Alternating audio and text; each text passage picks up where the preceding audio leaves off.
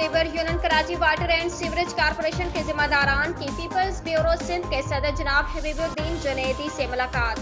Water and sewerage corporation کے مزدوروں کے مسائل اور مزدوروں کے روزگار کے تحفظ کے حوالے سے اور تیزی سے بدلنے والی صورتحال اور ریٹائرڈ مزدوروں کے واجبات کی ادائیگی کے حوالے سے حاضر سروسز مزدوروں کے ذاتی فنڈز اور مزدوروں کو درپیش دیگر مسائل پر روشنی ڈالی گئی۔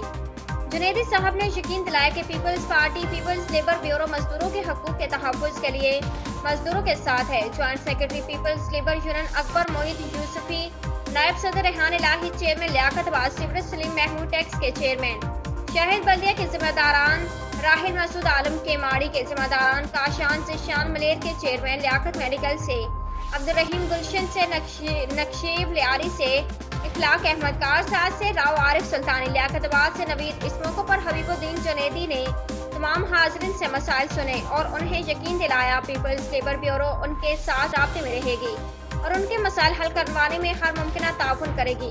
Media sale people labour union Karachi water and sewerage corporation. عمدہ میں پکائیں اور جی بھر کے کھائیں۔